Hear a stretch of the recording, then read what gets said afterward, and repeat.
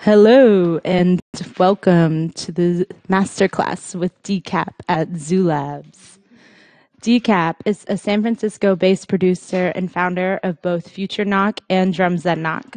DECAP has produced for artists such as Snoop Dogg, Joyce Lucas, Sammy Adams, Zion I, Royce da 59, and many more.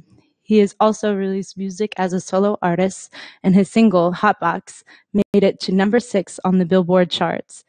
DECAP's Drums That Knock signature sounds were used on songs by Camila Cabello, Carrie Patey, Nicki Minaj, Chris Brown, Lil Yachty, Brockhampton, and featured on 2 Grammy-nominated projects by Khalid and Jay-Z. Please welcome DECAP. Thanks for having me. Awesome. Thanks for being here. To jump into our first question, can you just give us a short overview of your background? Where did you start and where are you now? Yeah, so actually I'm going to hold this mic. It might be easier. So I started when I was in junior high. Basically, what happened was when I was in junior high, I was in a rap group. It was a 9-member rap group, and the name of the group was Young Tribe. And we used to rap on instrumentals like Nas's Like, and just different old school hip hop stuff. And one day I realized we need beats, and so I bought an HR-16 old school drum machine, and basically that was my way to just get us to stop rapping over, other people's instrumentals and instead, make our own stuff. So, I mean, the beats were whack, but it was like a good start. And so that was basically the beginning. And that evolved because I realized that I didn't really like rapping as much as I like making beats.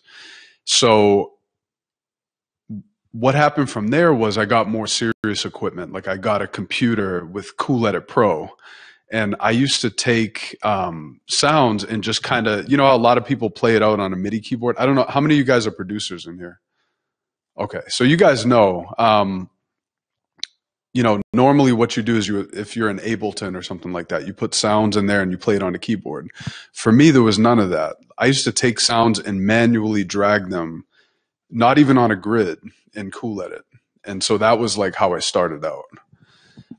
And then that just kind of evolved. Like my beats were terrible at first. And then by the time I hit high school, like 11th grade or so, I really kind of established a sound, and people knew me as a producer. And I just had a lot more confidence at that time because, from 8th grade to 11th grade, I really worked on my craft. Instead of doing homework, I was really, making beats and doing homework on hip hop and really learning that school of thought. And, I was inspired by like Pete Rock, DJ Premier, Jay Dilla. Like that was what my roots were and my inspiration was. So that was kind of the beginning. And, yeah, that's pretty much my beginning. Yeah. Thank you.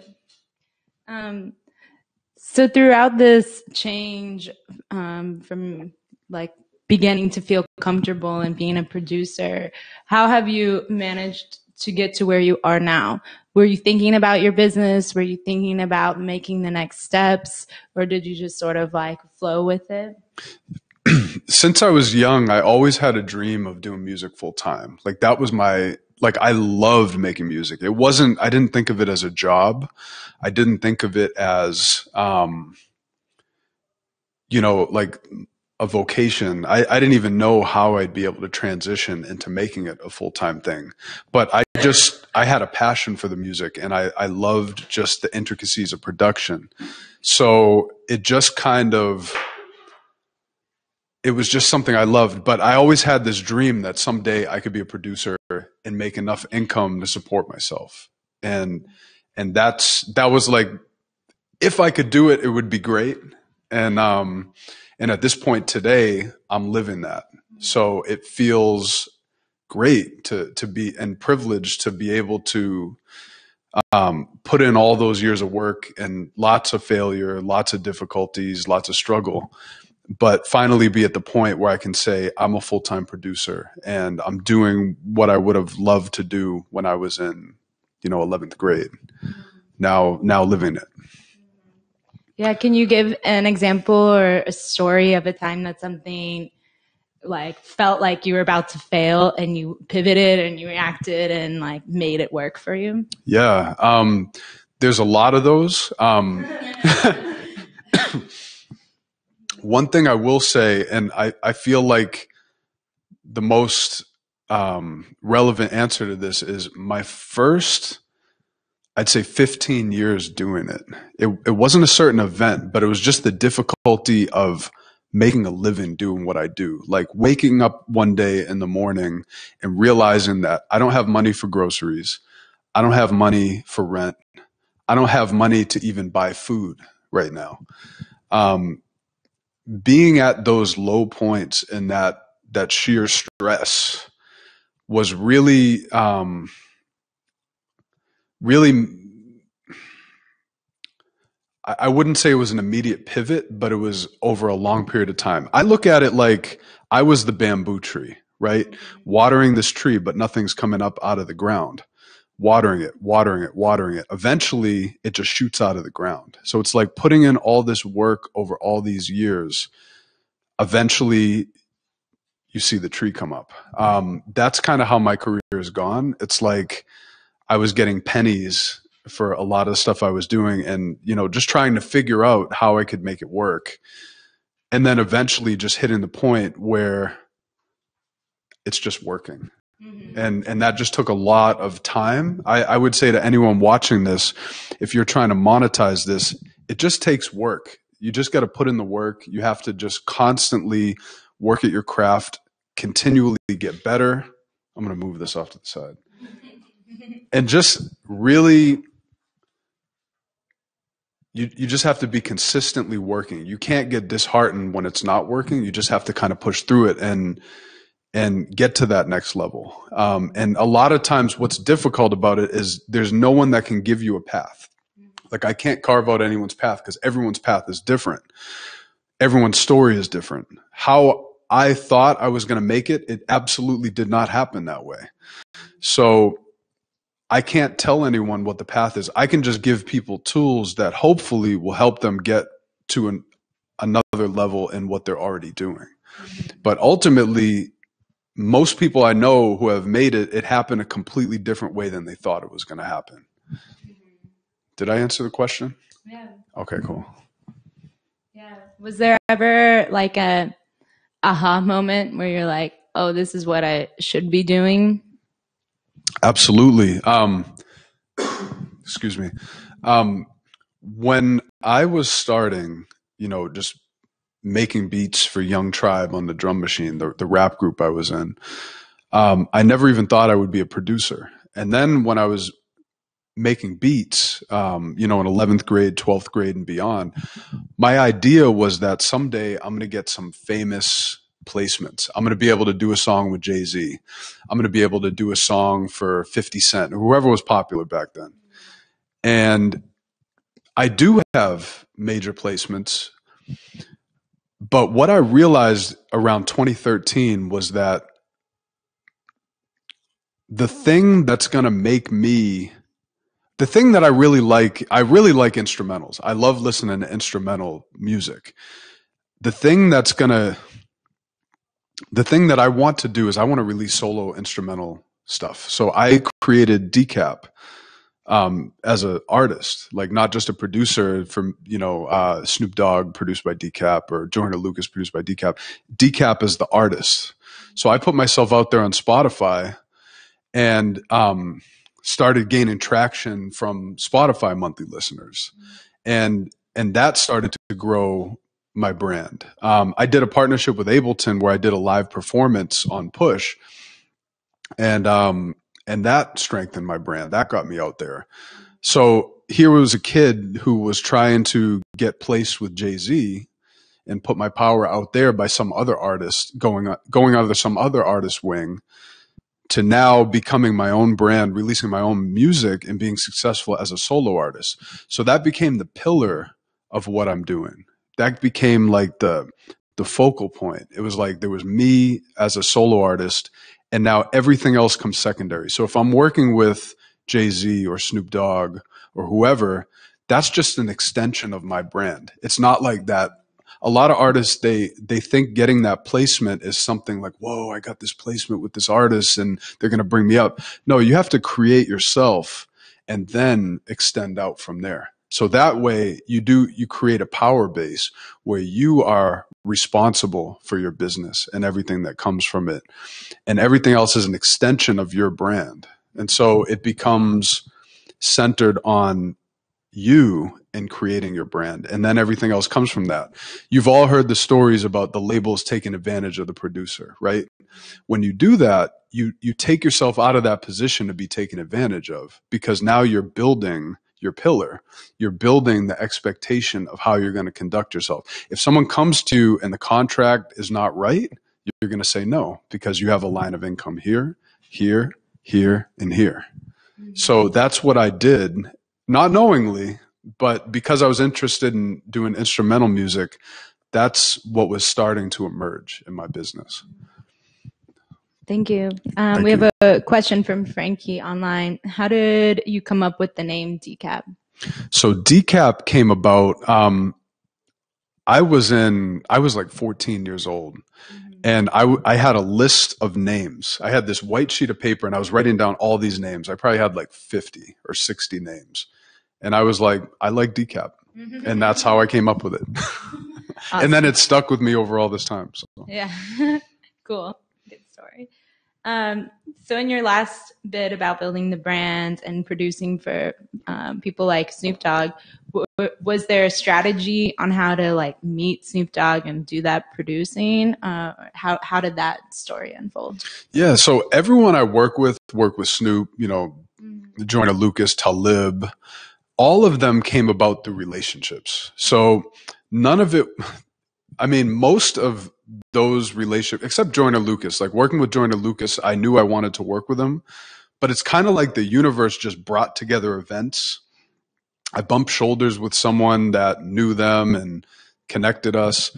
All of the situations of people that I worked with, it happened very smoothly. It wasn't me sitting down plotting.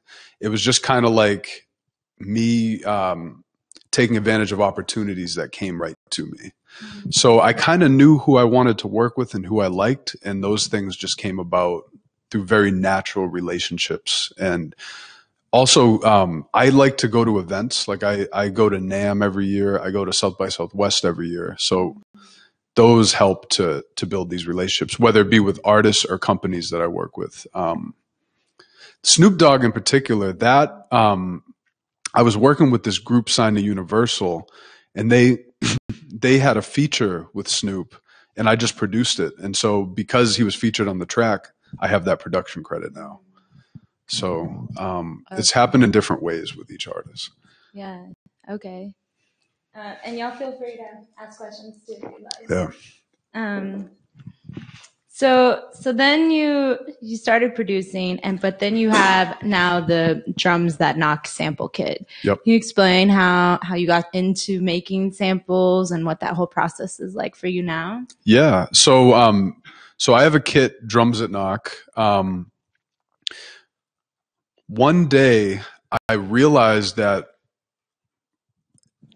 I was using a lot of other producers' drum kits, and there's a lot of good stuff out there at the time. But I noticed that every time the way I like drums is hard hitting. I've always loved hard hitting drums. And I noticed that when I would load other producers' sounds, every single kit out there, when I would load them into my DAW, they just wouldn't hit. And, a lot of people, and the conversation going on before Drums That Knock was, oh, if you use Ableton, drums don't really knock. But if you use Fruity Loops, they knock more. If you use Pro Tools, they sound better than if you use Ableton, blah, blah, blah. And I was like, that can't be true. And so I spent months like figuring out what makes a drum hit hard. Is it the DAW, or is it the sound? Is it the processing?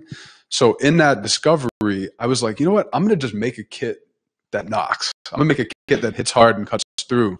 And so that was my goal with the first kit. I figured I would put it out there. Maybe a few of my friends would buy it, some of my producer friends, and it would extend out, and people would like it or not. I had no idea. When I put it out there, the first day I got it out there, it just kind of took off. And so I knew that there was a demand for it. I had to just pursue that and just get better at making sounds and just get it out there. So that's kind of the beginning. Yeah. And then how did you get to today where you have these high-level artists using the kits? Is there a sales pipeline that you're doing? Is it just word of mouth through these relationships you've built? Yeah. So a lot of it's word of mouth, like just getting the kits out there. I once in a while I'll go on Rap Caviar or like Spotify and I'll just listen through the music that came out that Friday and I'll hear my sounds all through the list. Like I remember the thing that shocked me is like the day I put on 444 by Jay-Z and I went to one of the tracks, I'm like, those are my drums. So that's when I knew I was onto something with it. And it doesn't happen through me. They discover it either on my website on drumsthatknock.com or on Splice. Splice has a huge like user base. So a lot of artists that I wouldn't normally have connections with found me through Splice or through my website. So there was no pitching or anything like that. They just discovered it, and the producers of those songs, they resonated with it and use it. And that's been cool because it's opened the doors a lot for me and networking with new artists and producers too. So, yeah. When you get these placements and stuff, I'm just wondering, because they're not obligated to credit you, right? You don't have that in an agreement, right? When I get like with the drum kits?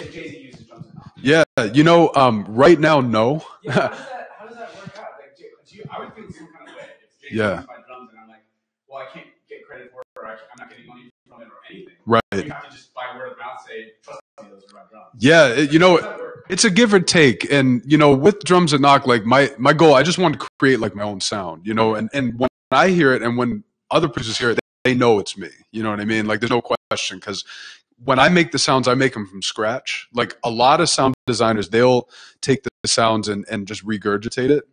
So what's good about my sound is I'm able to make them from scratch and I know it's my sound. You know what I mean? But I get your point. Like, if Jay-Z uses it, I'm not getting credited. So it's basically, I tell people that, or other producers a lot of times will send it to me, be like, Katy Perry used your shout. What?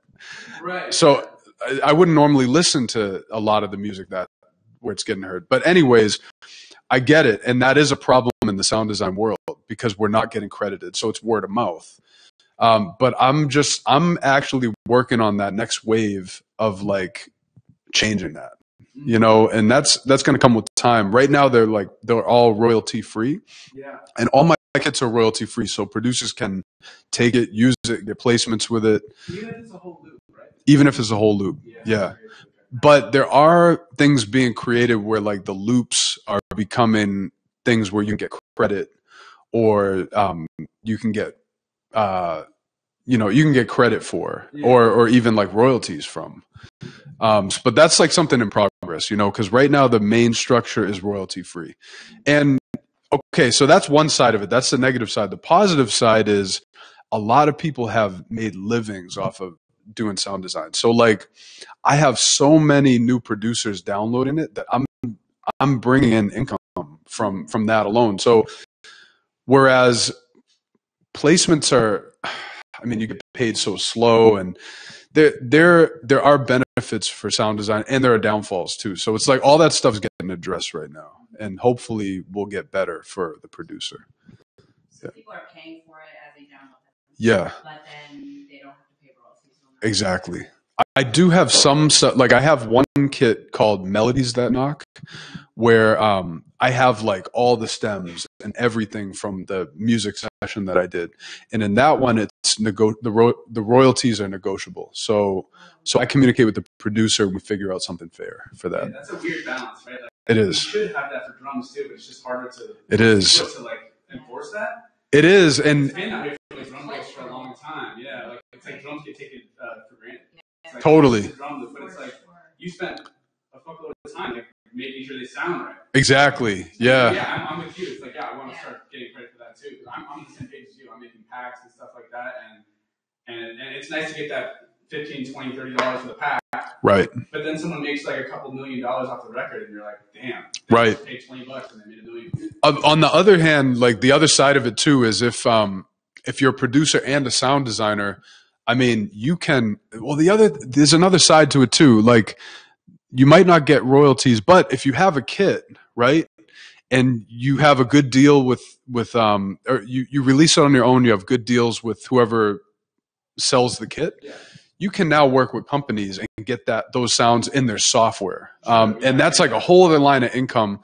Whereas the label model, you're bringing in income from placements and making a lot of money, but there are other ways to do it too. Like you can, working with companies and all these other avenues. So I think it's in an early stage where we're trying, as sound designers, we're trying stuff and seeing what happens.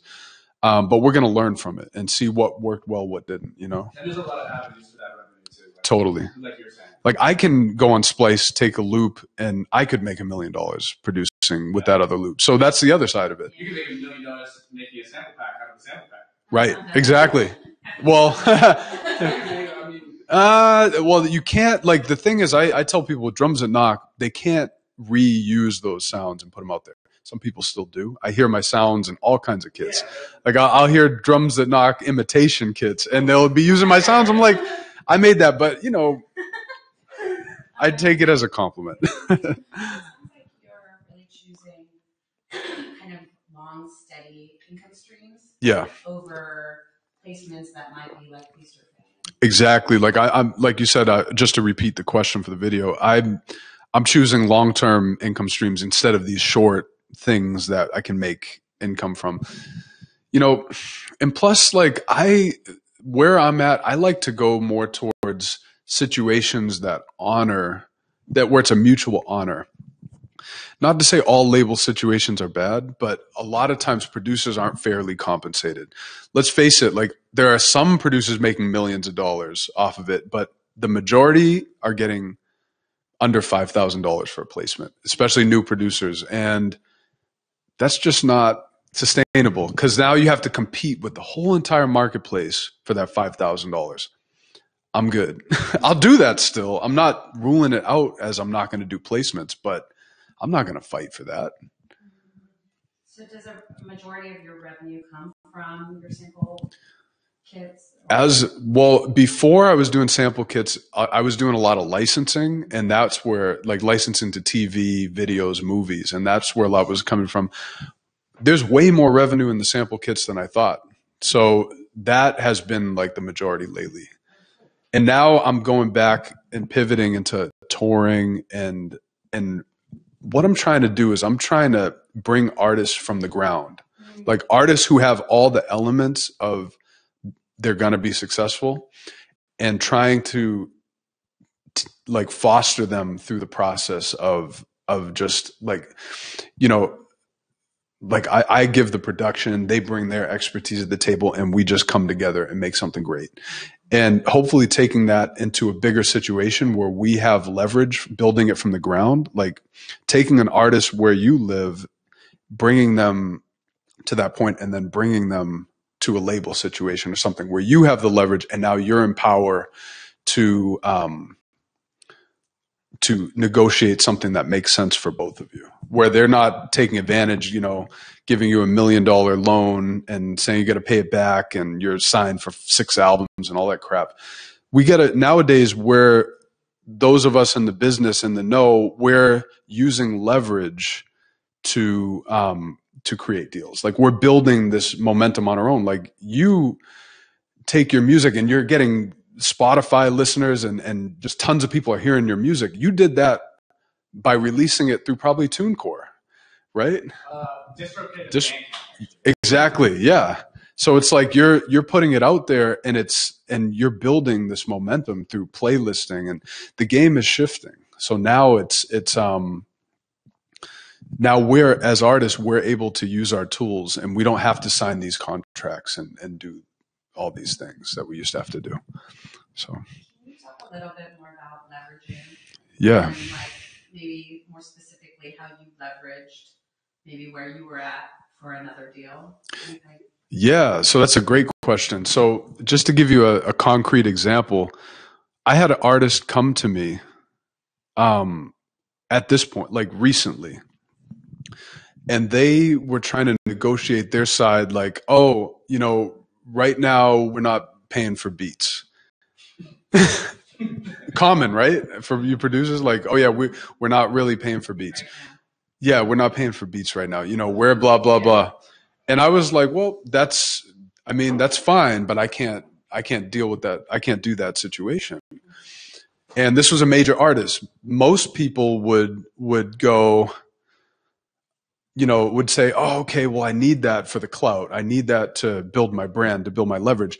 I already built my leverage because I put out, the DECAP brand. The DECAP brand is my leverage. Everything else I do is just a part of the DECAP brand. And I say every artist should do that. They were obviously doing that when they came to me, but most producers are in a disempowered state where they don't have leverage. So they have to say yes to these situations. They might not even be getting credited. They might not have an attorney to look over the contract to make sure it's correct. I'm in a position where I have my ASCAP set up, and I suggest everyone listening do that. I have my my attorney. Everyone should have an attorney. If you get a contract, you should have an attorney look it over. These are all things that give you leverage because now you have the power to understand the fine mechanics of that agreement. So now you can decide, do I want to do it or do I not want to do it? So that's an example of leverage. And because I have revenue from my own streaming stuff, because I have my drum kit, because I have other placements, and more importantly, because I have my own music I put out there that I put my energy into, because of all that, if I get a deal that is not good, I don't need to take it financially. I just say, I'm sorry, that doesn't work. And then usually if they really want it, they'll come back and negotiate. If not, that's okay. And so what this is an example, not just for producers, but artists, everyone, build your pillar. So now you can be the gatekeeper of your own brand. And that's that's an example of leverage because you want to be in a position where you are moving in a direction that feels right to you and not signing these deals where your value is not seen. Does that answer your question? Totally. Okay. I'm also wondering about early leverage. Like, yeah. Because that looks like leverage today. Right. What looked like leverage in your early career? The unfortunate part of it is I didn't really have it and I didn't understand the concept. So it's taken me a long time to figure it out. And if you're first starting out, your leverage may be, I need to take this placement, but I have a plan. I'm going to use this. I'm going to save this money. I'm going to, I'm going to do this placement. I'm going to try my best to negotiate a price that I think is fair, knowing that I'm just starting out. I'm going to use this as a learning experience. I'm going to use this. No problem. See, I still do things where I might not make as much money for something as I feel like I would like to or should, but I'm doing it for other reasons. I'm doing it to practice. I'm doing it to reach my audience. So there's a lot of things. Like I might not be compensated for something like I might not be compensated for an event how much I would want to, but there's so many good things for me that I'm getting out of it that it's okay. I'm leveraging it in my own way. Yeah. So it sounds like you encourage like a strategy. A strategy. Taking that decision and how it might grow your career in intangible ways and tangible ways. Exactly. That's right. So it's not always about getting the upper hand financially. It's about strategizing your movement because you're moving through your career. Everything you say yes to is a movement. Everything you say no to is a movement. So what are you saying yes to? What are you saying no to? And why? What I look at now every time I'm moving through my daily emails, moving through whatever it is, my daily thoughts, what has the most energy? Like, and what makes sense for my movement and why? And then after I do it, I assess how did it move me forward? How did it move me backward? What could have gone better? What went great? What can I do in the future? So now you're leveraging decisions. You're making more informed decisions as you go. So. Anyone else? Okay. I have some questions from my colleague Brad, who's based in Nashville. First of all, he says, raw energy hi-hats are a game changer. Thank you. Cool. That's a sound from Drums at Knock. Mm-hmm. So thank you. Yeah, great. And then he says, samples have a direct effect on the evolution of pop culture. Their fidelity, their authenticity, their vibe.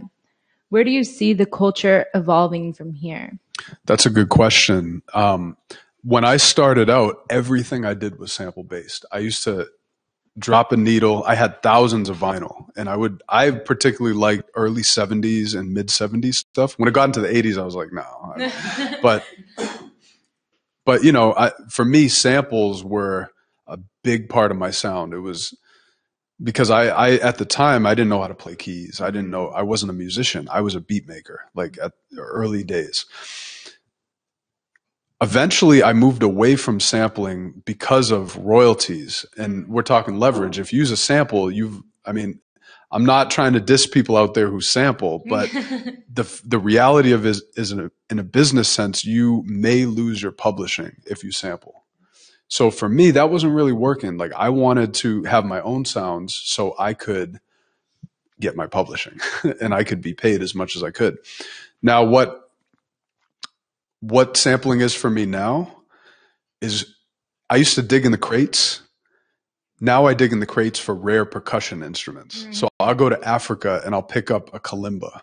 Mm-hmm. Or I'll go to Indonesia and I'll pick up this weird mallet instrument that I can hit this metal and make a sound out of it. So that's my sampling now. I'm sampling the instrument. I'm not sampling what was played. I'm sampling what created it in the first place. So now I'm creating the samples instead of the samples creating the songs. So really, I'm just expanding my definition of what I do. Instead of taking sounds and manipulating them and only doing that, now I'm making the sounds and manipulating them. So all it does is it just expands the possibilities. So I feel like the future is producers understanding that you can sample. That's how it began. And that's great. And if you chop it enough and change it enough, you can still get your publishing. But you can also play drums. You can also add elements. You can learn. You don't have to be a great musician to be able to get in there and just do it. Just play around. I think sampling is just the definition of it is expanding from only sounds that were heard on records to us creating the samples now. So I think that's awesome. Where it's changing. Yeah. There's definitely an evolution of what it means to produce music and to make music, and I think that has a lot to do with the new technology and tools that are available. So his other question is, you sort of answered it before, but your collaboration with companies you feel aligned with has been a big part of your growth, starting with Ableton and Splice. How did you find yourself starting those relationships and creating those new income streams? Yeah, so working with I look at companies like Ableton or Serato, Splice, like they are all, one of the common threads are they're empowering the producer and DJ communities. So I figure it was just like a perfect collab, because in releasing Drums at Knock, I realized myself more as just a musician, also as someone who cares about the producer community and someone who wants to help in any way I can. So I think it was natural that I would line up with these companies. So it's been very natural. the way that the relationships start a lot of times are just being at South by Southwest, going to parties and just bumping into the artist rep at Ableton and being like, hey, I got this idea. What if I did a performance? Or they might come and say, oh, what if you did this or that?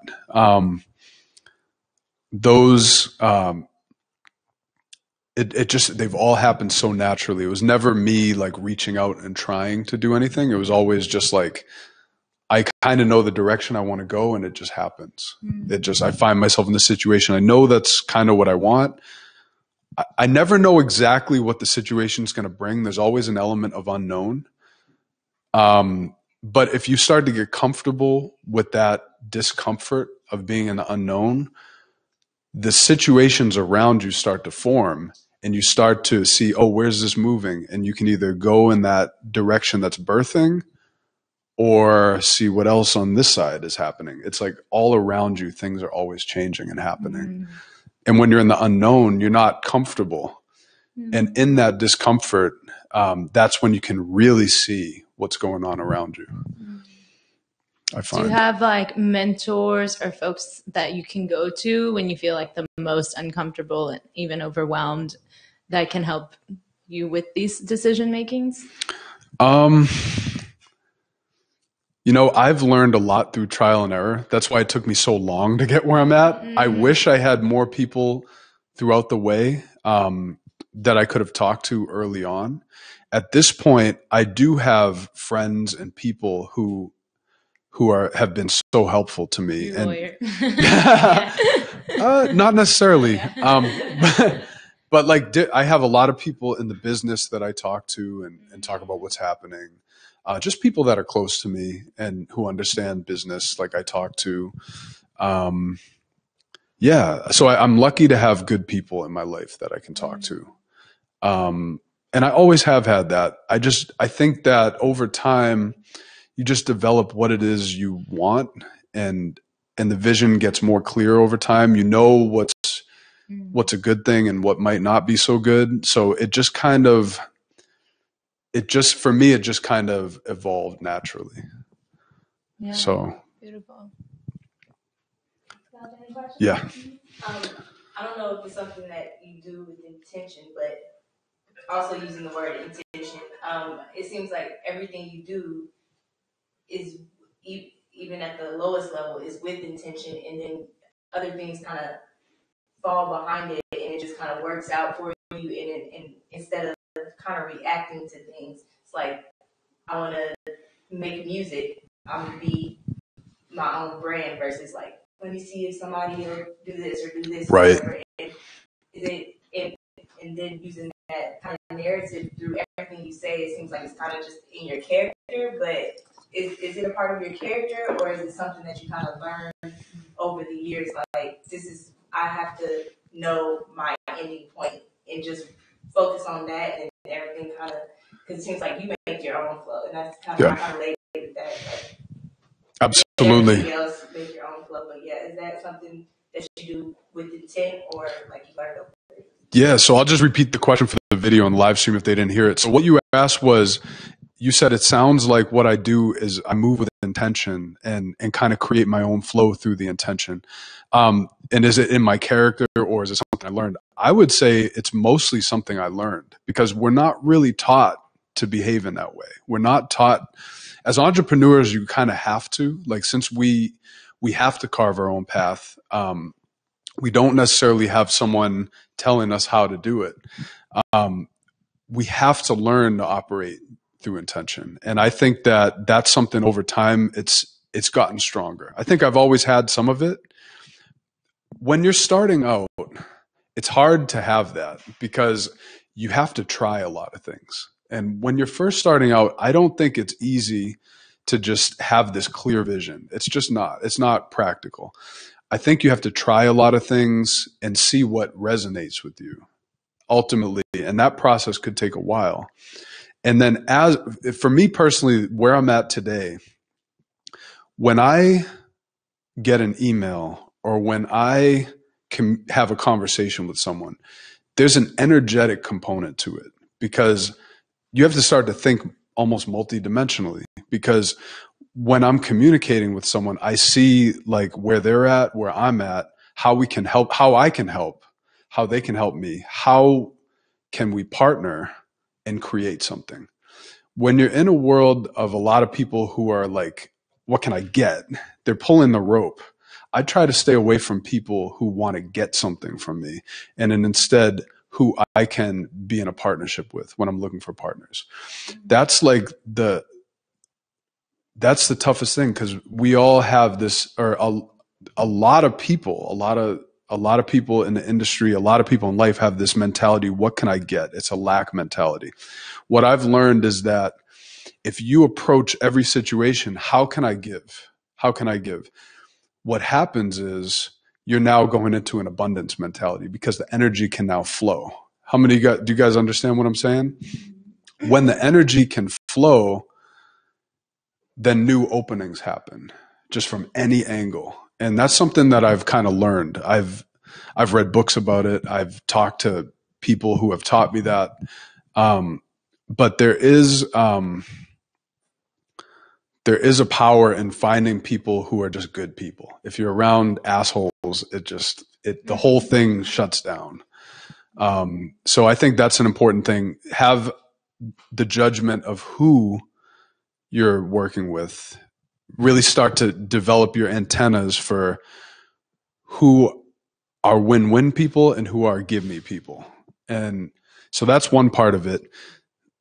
And so that's part of why the intention works. Because once you're dealing with someone who's trying to take, that intention shuts down, because now you're just trying to stay upright. Does that answer your question? Okay, cool. You're welcome. Okay, I only have a few more Okay. questions. So anyone online, if you have questions, feel free to bring them in. Send them into the comments. So this has been great. You've talked about a lot of things to prepare. So I kind of want to like summarize that. Sure. What are the things, like the check boxes? Like you need to have this before you even have a partnership, or before you even get offered a publishing deal. What are things that we should be thinking about as like developing artists that they need to have done? Yeah. So there's a few things. One is you should sign up for a PRO, which is ASCAP or BMI. Mm-hmm. If you don't have an ASCAP or BMI, you can't get paid from radio spins and all that kind of stuff. It's either free or inexpensive to sign up. If I'm an ASCAP member, if you're on ASCAP, you can sign up as both a writer and a publisher. That way you get the full check. If you're signed up only as a writer, even if you're a producer and you don't write songs, you only get half your money. That's something I learned like 2 years ago. I just learned that. Mm-hmm. So you have to be both a writer and a publisher. So I recommend signing up for ASCAP or BMI. When you're starting to get serious, get an attorney, start networking with lawyers and get an attorney, because anytime you get a contract, you're going to want someone to look over it. Mm-hmm. And on the music, and, I personally don't even have a manager. I've never had a manager. I've done everything pretty much on my own. Mm-hmm. I'm at the point now where a manager could be helpful, but it has to be the right manager. It has to be someone who understands everything I'm doing and can provide value. I think a lot of artists have this magical idea. If I get a manager, they're going to push me to the next level. It just doesn't work that way. They might be able to give opportunities, but like you said, they have to strategize before they can get to that point with a manager. Same thing goes with a record deal. You can sign a publishing deal, but that's not necessarily your magic ticket. That might not be the thing that brings you to the promised land. Mm. It's going to be a part, from the model that I'm given, it's going to be the part of the pillar that you build, where the publishing deal feeds the pillar rather than builds the pillar. Mm. I know a lot of people who sign a publishing deal where they get locked into a situation that's not even good. So have discernment. Really focus on building that pillar. And another thing I see from a lot of hip hop producers, because I pay attention to a lot of the hip hop production, a lot of producers think they need to sound like Migos. beats. They need to sound like Metro Boomin, or they need to sound like Premiere or whatever. It's just not true, because that's already been done. So that comes from the mindset of trying to get placements. One thing I say is create a sound that you like, and just make the music you want to make. Don't make music to fit some kind of mold, because what happens is you're going to get boxed in, and someone's already doing that. So I recommend just make the shit you want to make. Just create something that feels authentic and true, and stay away from copying what's already been done. So I think with those elements, that's like a good starting point. And obviously you learn along the way, and, you know, even things like maybe take a music law class and start to understand contracts and copyright. You don't have to be an expert and a lawyer, but to understand a little bit about it goes a long way. Understand the business, law, all that stuff. True. Thank you. Let's see if there's any more comments that have come in. Bring them in. I have a question. Yeah. Where do you feel like your music is going now? Do you feel like you're still in the same vein, or you're following a different vein, or like, yeah? It's interesting. It's hard to say, because I never really know. You know, it's always, one thing I can say is I've been interested more in synths lately. So I've been playing with synths and using like modular software and synth hardware and stuff. So I think where it's going is, you know, I'm a sound designer, but I think I'm just learning more about sound design and trying to craft my sound more solidly, and just learn, like, it never ends. I've been doing this for 19 years, but it just never, the progression never ends. There's always going to be more to explore. And so I think the way my sound is going is I'm getting more into like creating the DNA of every element. So I'm making the drum sound, I'm making the synth, I'm making the hi-hats, I'm recording weird stuff. So I think it's just more control. I think that's what it's getting into, more craftsmanship and all that. And like, how do you balance your days? Like, how do you balance creating and like exploring and having time to explore, and like the pull of like the emails and the deals and the partnerships and the opportunities? Give us those answers. Yeah. Yeah. Come on, buddy. Yeah. No, you know, I don't really. I don't really balance my days. I think sometimes I try to, but I could just.